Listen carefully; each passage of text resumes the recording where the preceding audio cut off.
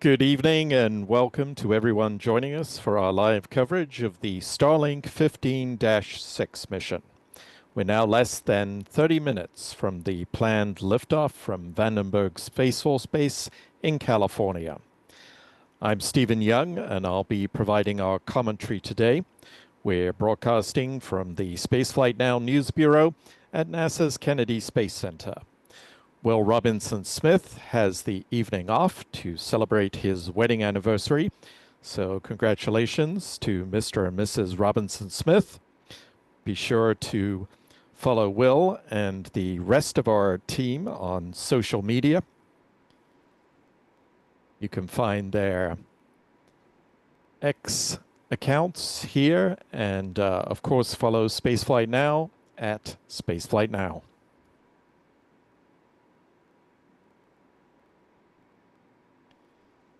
I'm joined tonight by our team of moderators in the chat.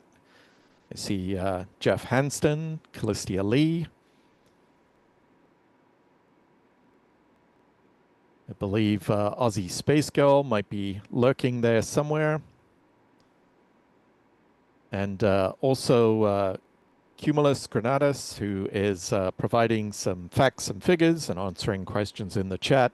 A big thank you to all of you. I'll be performing double duty today, also running the technical side of today's broadcast.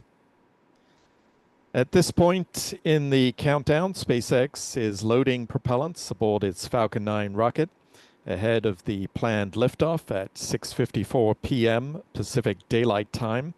That's 9:54 p.m. on the East Coast, or 0:54 UTC for our viewers around the world. Nestled inside the Falcon 9's payload fairing are another 26 satellites for SpaceX's Starlink internet service. As we get started with our coverage, please hit the like button, click subscribe, and the bell icon so you get notifications. That way you won't miss any of our live streams or videos. Also, please share this stream. It helps more people find our coverage and everything else going on with our channel. Spaceflight Now is powered by our viewers and members. If you'd like to do more to help expand our coverage of the space program, we'd very much appreciate it if you would consider making a donation through the Super Chat feature or by becoming a member of our YouTube channel. Membership grants you access to our special members-only videos, as well as discounts in our online shop, shop.spaceflightnow.com. A huge thank you to everyone who's made a contribution. We can't do this without your support. And with that in mind, Jeff Hansen wishing Will a happy anniversary with a $10 Super Chat. Thank you, Jeff. And I believe Callistia Lee gifted 5 Spaceflight Mail memberships earlier. Also a $5 Super Chat from Red Sky saying, great job, love this channel. Thank you so much for that support. And also another Super Chat wishing Will a happy anniversary from Callistia Lee. Thank you so much, Callistia.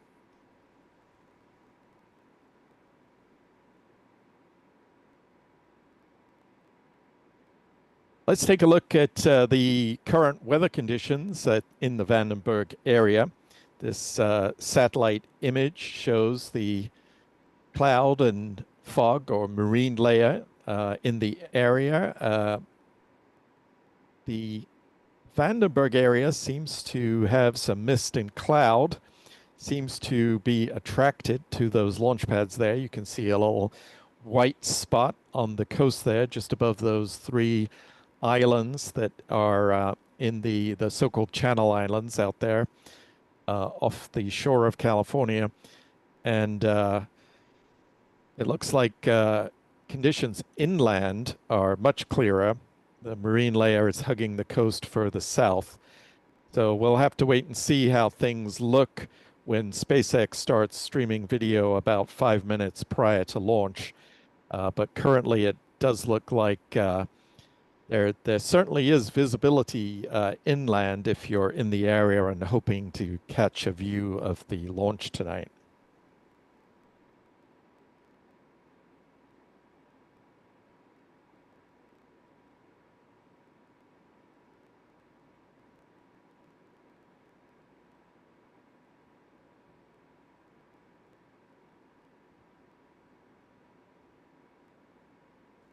Let's take a look at the countdown timeline for today's Starlink mission. Before we came on the air, the launch director performed a go, no-go poll of their team, which is based at the Launch Control Center at Vandenberg. That is located about 11 miles north of the pad. Today's launch is also being supported by the teams at SpaceX headquarters in Hawthorne, California. The countdown's automated propellant load sequence began at T-minus 35 minutes. That process gets underway with the loading of kerosene on the first and second stages, along with liquid oxygen for the first stage. With 30 minutes left on the clock, the loading of cryogenic helium begins. This helium is loaded into carbon fiber pressure vessels that are housed inside the rocket's liquid oxygen tanks. The helium plays an important role during the launch, pressurizing the rocket's tanks as the propellants drain out. This keeps the liquid oxygen and kerosene flowing into the 9 Merlin engines at the base of the Falcon 9. The loading of helium starts with the first stage and continues with the second stage about 4 minutes later. Loading of kerosene aboard the second stage should wrap up around the T-minus 23-minute mark. Meanwhile, the loading of kerosene into the much larger first stage fuel tank will continue throughout the rest of the countdown. The next major event is the start of the strongback chill-down process. The strongback structure sits alongside the rocket on the launch pad, and in addition to supporting the vehicle, it serves as the conduit for propellant lines, air conditioning, and power for both the rocket's second stage and the payload fairing. If we could see the launch pad, this chill-down process will be clearly visible in the form of the so-called big vent. This cloud of vapor is created as the liquid oxygen lines are cooled down before the next major milestone in the countdown. And that operation in real time should be getting underway in the next few seconds. Once that chill-down process is complete, it's the turn of liquid oxygen to start flowing through those strongback lines into the second stage of the Falcon 9.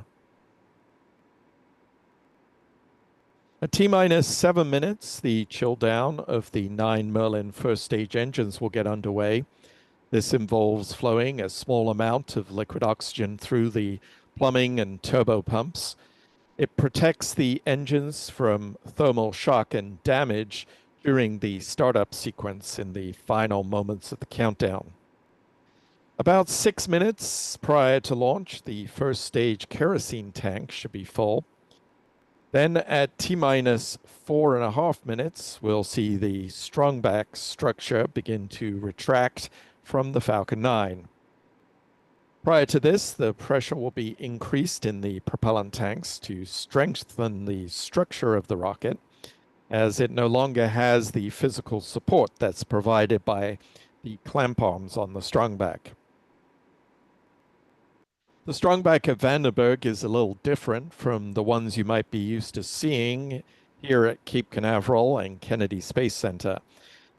It will recline to an angle of about 13 degrees and remain there in that position through liftoff. The strongbacks on the East Coast operate a little differently and throw back at the moment of ignition to pull them away from the vehicle and prevent them being damaged by the exhaust. About 3 minutes before liftoff, the first stage liquid oxygen tank will be full. Then around 2 minutes before launch, liquid oxygen loading should be complete on the second stage. At that point, the Falcon 9 will be fully loaded with 1 million pounds of propellants. In the final 60 seconds of the countdown, control of the process will be handed over from the ground sequencer to the Falcon 9's onboard flight computers. This is the so-called Falcon 9 startup. The propellant tanks will be brought up to flight pressure. The SpaceX launch director will then give their final go for liftoff if everything is looking good. The engine ignition command is issued at T-minus 3 seconds. And then if all 9 Merlin 1D engines ignite and are deemed to be healthy, the flight computer will command the hold-down clamps on the launch pad to release the Falcon 9 for a liftoff at T0. Once again tonight, that T0 time is 6:54 and 50 seconds, or 9:54 p.m. Eastern Time, 01:57 UTC.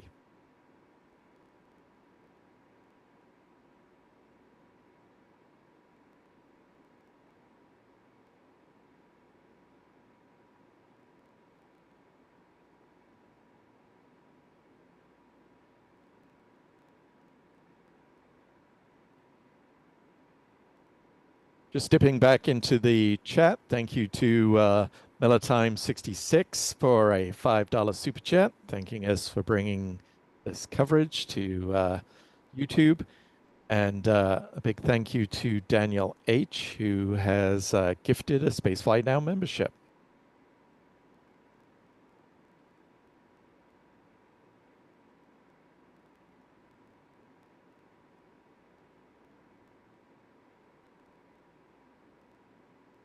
Also, thank you to Skunk Hogger PS4 for a $10 super chat, who offers his congratulations to Will and his wife and wishes them a great anniversary.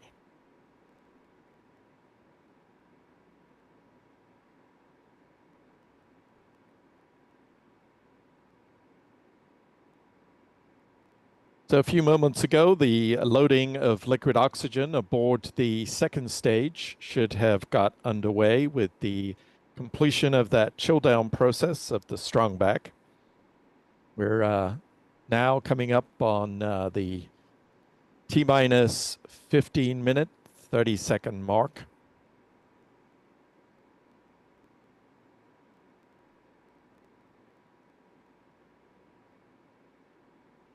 A big thank you to Norman Retzel with a $5 super chat, who says, thanks for showing the telemetry if available. We'll start to receive video from SpaceX at about 5 minutes before launch. Once the Falcon 9 lifts off, there will be telemetry from SpaceX. They recently revamped their graphics to show us a little more detail of the engines that are firing at the particular phases of the mission. So look out for those. You'll see the engines when they shut down, the slightly staggered sequence in which that happens, and also the entry burn and landing burn.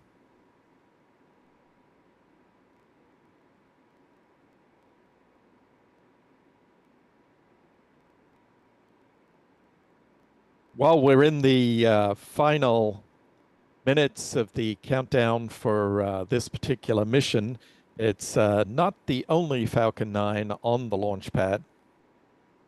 Here at the Kennedy Space Center, a Falcon 9 has been standing pretty much for almost a week now, awaiting the Axiom 4 mission. SpaceX conducted a static test fire at that rocket on Sunday, and they did discover a liquid oxygen leak in one of the engines on the first stage of the Falcon 9.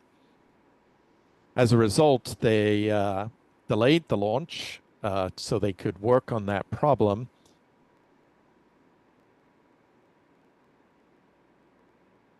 Also, today we learned that the NASA and Axiom teams were evaluating changes in a leak that has been known to exist on one of the Russian modules at the space station for 6 years now, that exhibited some unusual behavior recently and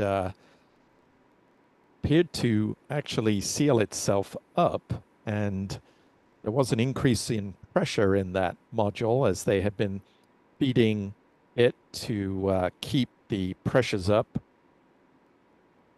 to compensate for that leak that was occurring. So there is some concern as to whether it would be safe to dock the Axiom 4 mission with the space station in that condition. So for now, that launch is on hold. SpaceX could be ready as soon as Saturday to launch the Falcon 9, but it's unclear if NASA and Axiom will clear the rocket for launch as soon as that. It could take some time for pressures to come down inside that module to reach the point where they'll be comfortable that the vibrations that a docking would cause would not present any problem that might open up that leak again. Also, the space agencies want to understand exactly why the leak stopped, as it was not necessarily something they were expecting. Also today, SpaceX conducted a wet dress rehearsal at the launch pad. You see some of the venting here on the Falcon 9 at pad 39A. They loaded the Falcon with its full load of 1 million pounds of propellant. They did not ignite the engines. This was not a static fire. A tanking test, as they're sometimes known, or a wet dress rehearsal, WDR, was conducted. And SpaceX is evaluating the results from that to determine if the work they have performed inside the engine compartment of the Falcon 9 has sealed up the leak inside the Falcon 9 that initially delayed this mission. So this was some footage from earlier today that we recorded of that operation, which once again was just a tanking test, did not result in firing of the engines. They did not deem that to be necessary for this particular test.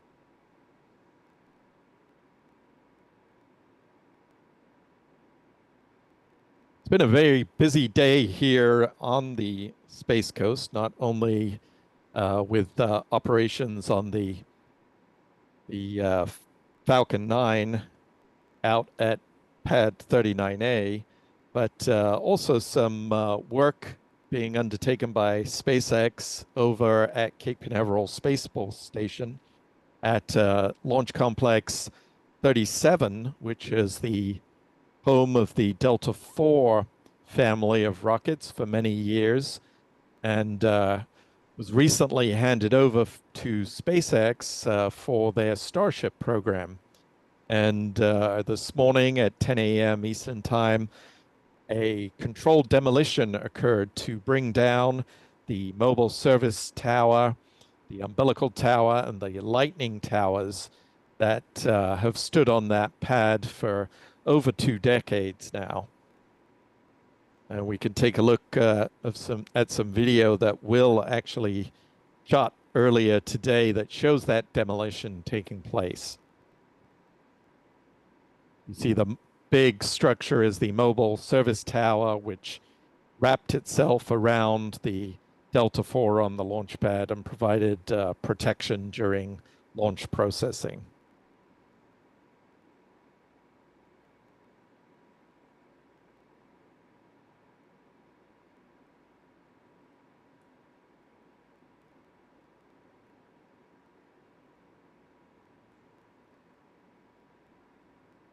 So with less than 9 minutes to the launch of the Falcon 9, let's take a look at the trajectory for tonight's mission.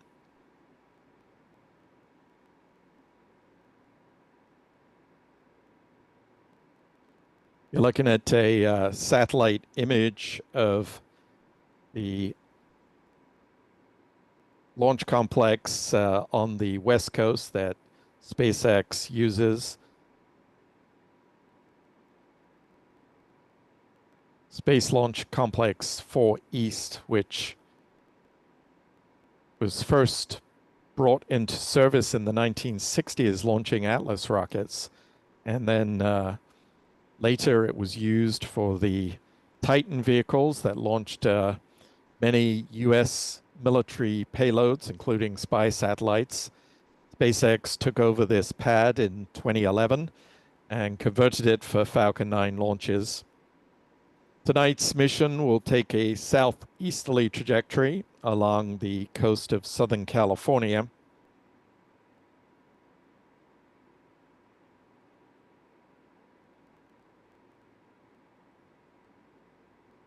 The mission is targeting a 70-degree inclination orbit. Following stage separation, about 2.5 minutes into flight, the first stage will continue downrange to land on SpaceX's West Coast drone ship, which is named, of course, I Still Love You. If all goes according to plan, the first stage booster will touch down about 8 minutes after launch. That drone ship is stationed about 360 miles downrange from the launch site in the Pacific Ocean off the coast of Baja California. Meanwhile, the upper stage will continue with the Starlink satellites. Two halves of the payload fairing will splash down about 70 miles further from the booster landing zone. Those fairing halves are quite expensive. They're built in-house by SpaceX, but by recovering these fairings, the company saves about $6 million.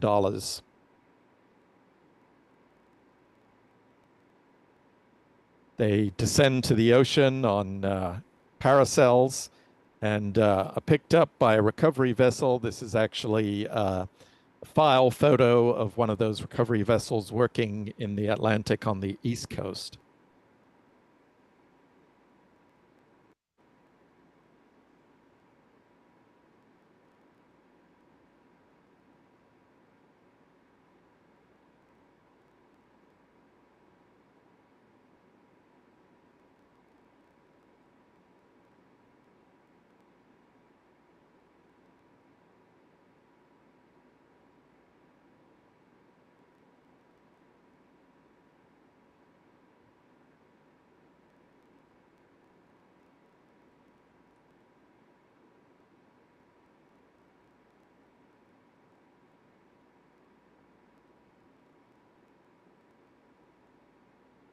We're getting close to the time in which we will start to receive live video from SpaceX out at the launch pad.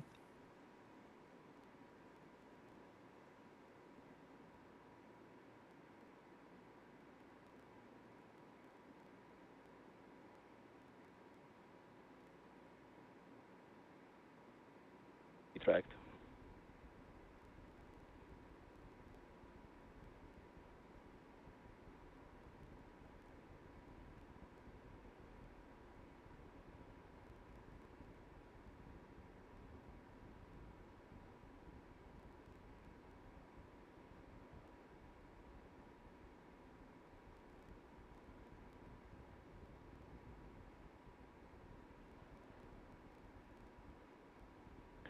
Drawback retract sequence has started. There we have those live views coming in. Apologies as I'm performing double duty here, trying to get everything ready for the launch. As you can see, it's a little bit of a dull day there at Vandenberg. The clamp arms should be opening on the strongback, and we should see that retraction.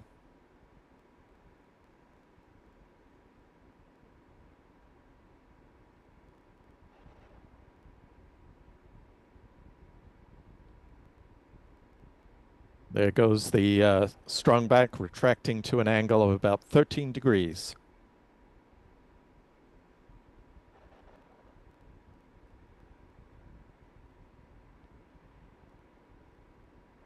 This point in the countdown, the loading of kerosene on the first stage should have been completed, and we're coming up on the conclusion of liquid oxygen loading on both the first and second stages.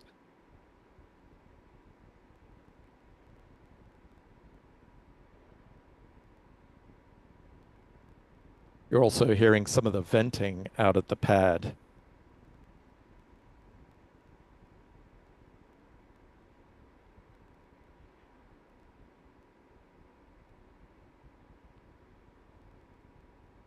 Stage 1 LOX load is complete. Here we have confirmation of the completion of loading of liquid oxygen on the first stage. The rocket's autonomous destruction system is being armed, and the liquid oxygen topping will be terminated soon with completion of liquid oxygen load on the second stage.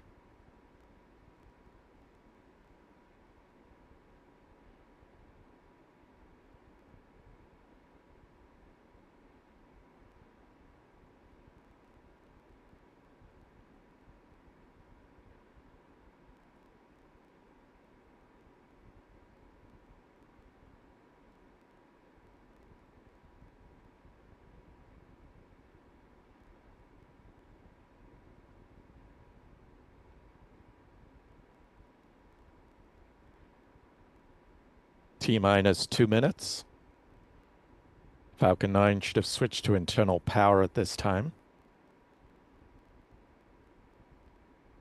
The thrust vector control system is being tested on the second stage. Stage 2 LOX load is complete. We have confirmation that loading of oxygen on the second stage is complete. You're now looking at a fully loaded Falcon 9 with its full complement of 1 million pounds of propellant. We're seeing some venting as SpaceX purges the launch pad. Gas launch closeout. The launch pad propellant lines. That was that ground gas closeout call. Everything appears to be on track for liftoff, approaching the final minute of the countdown where the onboard computers will take control.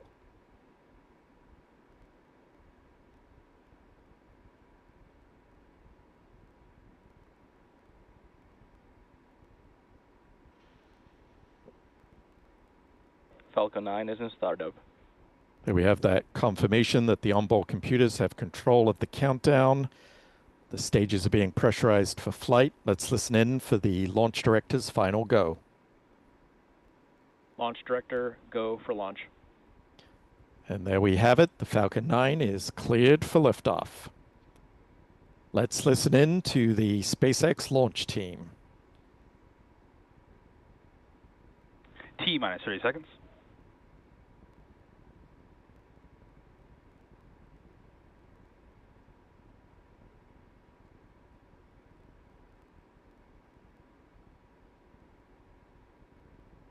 T-minus 15 seconds. 10, 9, 8, 7, 6, 5, 4, 3, 2, 1. Ignition. And liftoff of Falcon 9. Go SpaceX, go Starlink.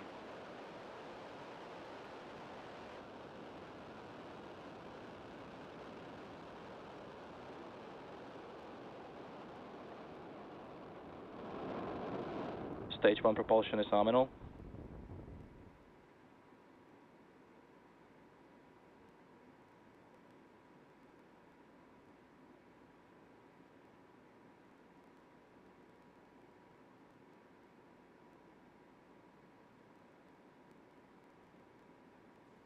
And there we have liftoff with the Falcon 9 rising above the cloud layers there. Falcon 9 power and telemetry are nominal. Everything looking good with the Falcon 9 already accelerating towards the speed of sound.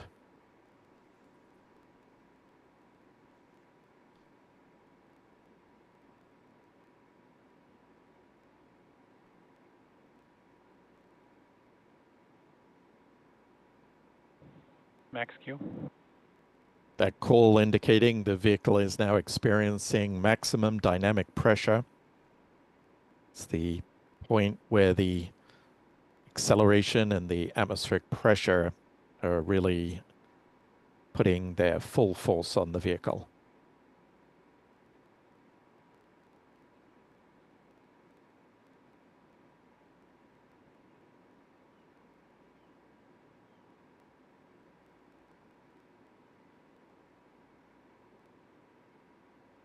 MVAC chill. That call is indicating that the second stage engine is being chilled prior to ignition. That ignition will come after the separation of the first and second stages, coming up in about 30 seconds.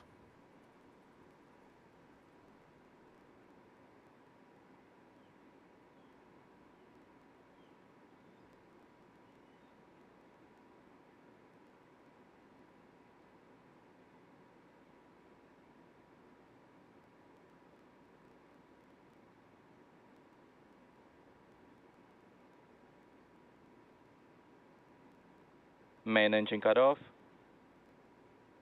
Stage separation confirmed. MVAC ignition.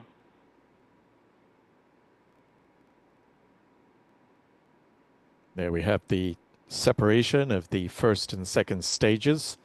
On the left-hand side of your screen, cameras aboard the first stage, and on the right-hand side of the screen, you're seeing a view of the Merlin vacuum engine.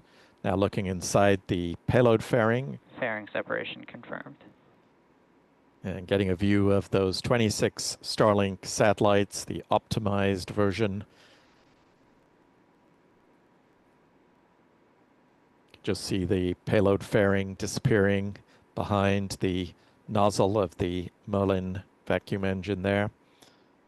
Beautiful views of the California coast and that cloud and marine layer that was present at liftoff.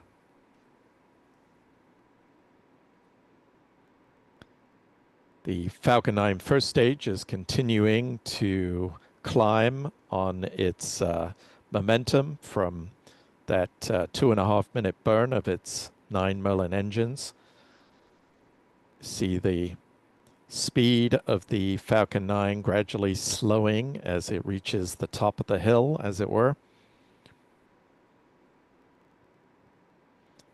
Currently at 117 kilometers. Now 118.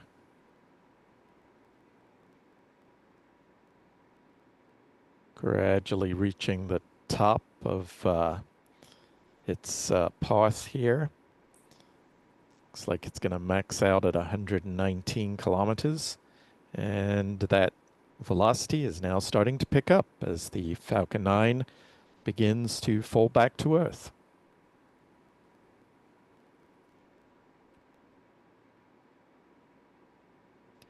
Meanwhile, the second stage continues. Now accelerated the vehicle to almost 11,000 kilometers per hour, and it's at an altitude of 148 kilometers.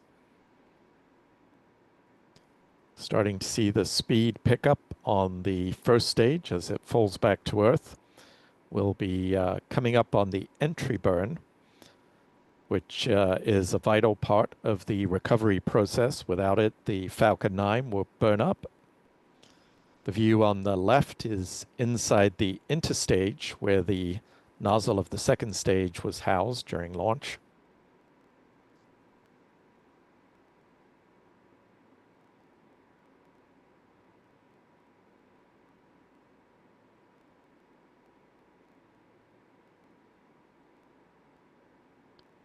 The titanium grid fins clearly visible in the left-hand view from the first stage. Those will be used to steer the Falcon 9 as it falls back to Earth like a dart.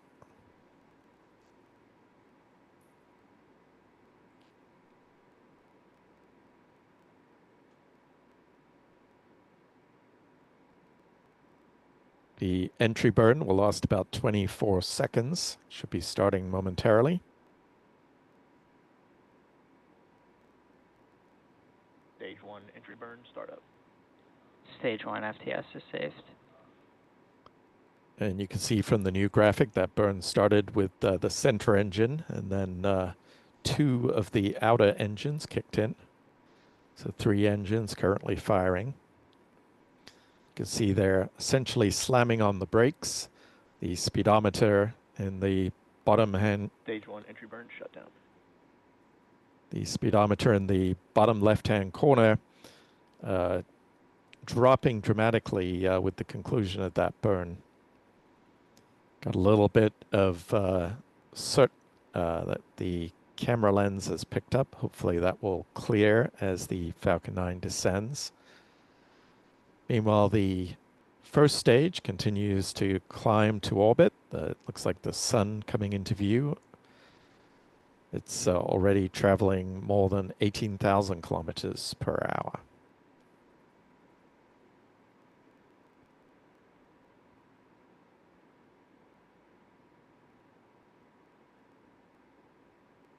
About 30 seconds away from the landing burn. Stage 1 transonic. First stage now traveling. Stage 2 FTS is saved. First stage traveling less than the speed of sound. Now at an altitude of about 5 kilometers. Looks like there's some cloud in the area where the drone ship is stationed. Stage 1 landing burn. As the ignition of that single center engine. Stage 2 terminal guidance. Everything looking good on the second stage. Stage 1 landing leg deploy.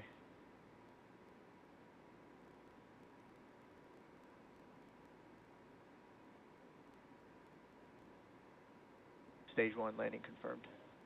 There we have it. A touchdown of this particular booster, booster 1081. That's making, just has completed its 15th flight. Coming up on second stage cutoff.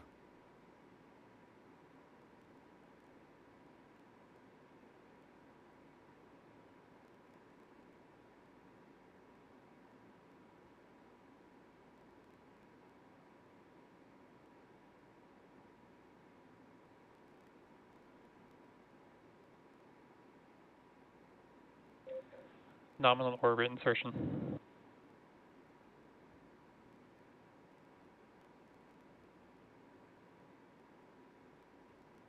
Here we had the completion of that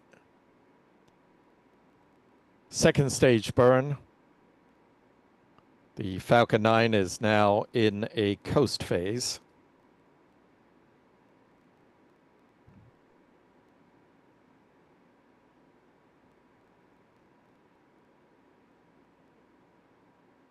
That coast phase lasts a little bit over 40 minutes before there is a very brief burn of the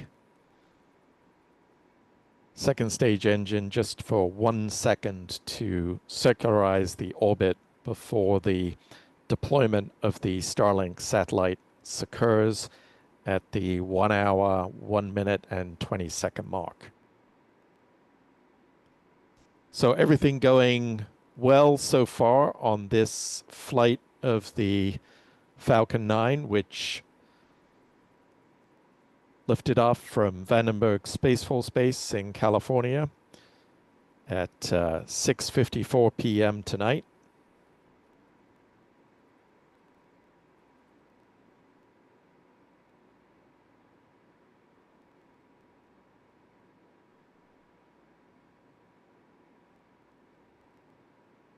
We recently marked the 500th flight of a Falcon 9 vehicle. However, SpaceX, a Falcon family vehicle, we haven't quite reached 500 of the Falcon 9 vehicle yet, but the Falcon 9 family, including the Falcon 1 and the Falcon Heavy, reached 500 launches heading to orbit recently. SpaceX will probably count this as their 500th completed mission, as they prefer to only count missions where they consider it to be a successful completion of that mission. So if the deployment of those Starlink satellites goes as planned, SpaceX will probably be touting this as their 500th successful orbital mission with a Falcon vehicle, including the Falcon 1 and the Falcon Heavy, as well as Falcon 9.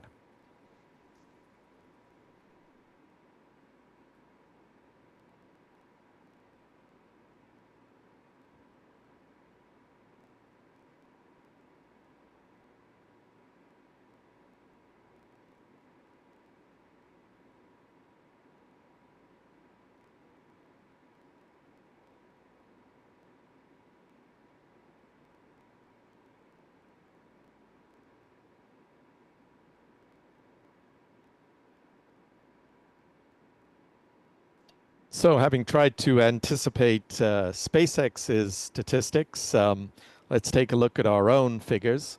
This is the 15th flight for Falcon 9 Booster 1081, which actually began its life on the East Coast, launching the Crew 7 mission before crossing the country to work out of the West Coast launch site.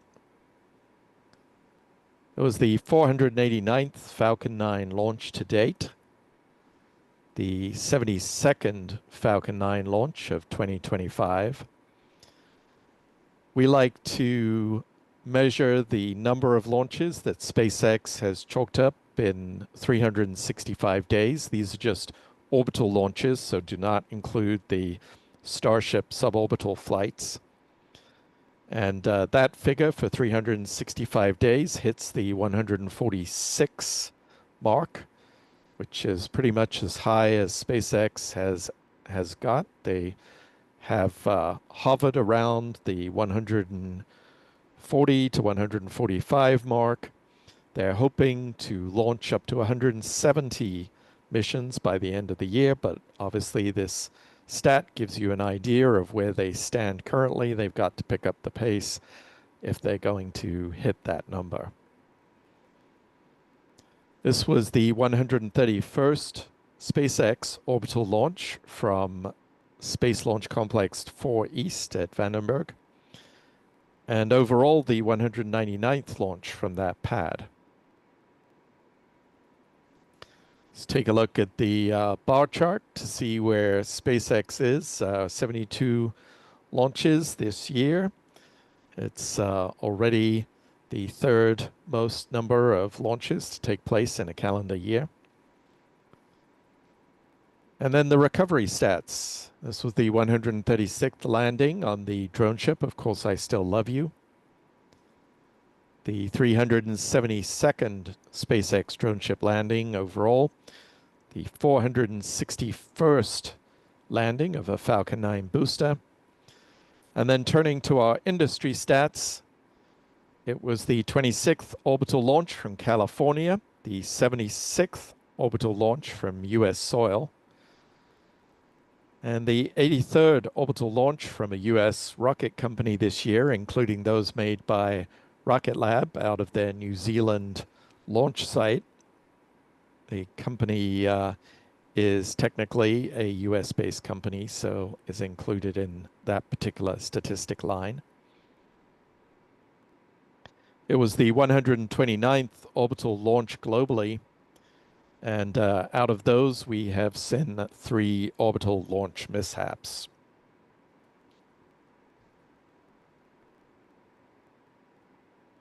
So before we go, let me take a quick look at the chat. I was not able to follow the recent activity while we were getting close to launch, and want to give a big thank you to Rambling Ron. Unfortunately, YouTube's cutting off the end of your YouTube name there. Want to thank you for a $5 super chat. They say, love the lives, love space. Thank you. Big thank you to Bob Lem for a $10 super chat. Thank you to our wonderful moderator, Callistia Lee, for $10. Thanking us for an awesome stream and being very complimentary. I very appreciate that, Callistia. Not really my day job doing commentary, but happy to fill in for Will when he has a night off. And also a big thank you to Deb for a $5 super chat.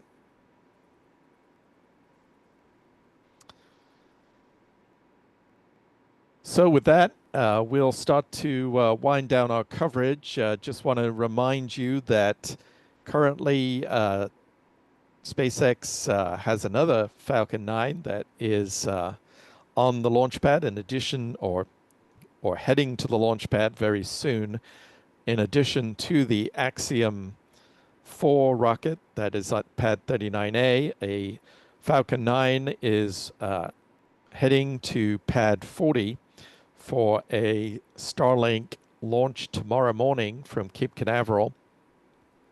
That's the Starlink 12-26 mission, and currently that is scheduled for launch at 11:21 a.m. Eastern Time.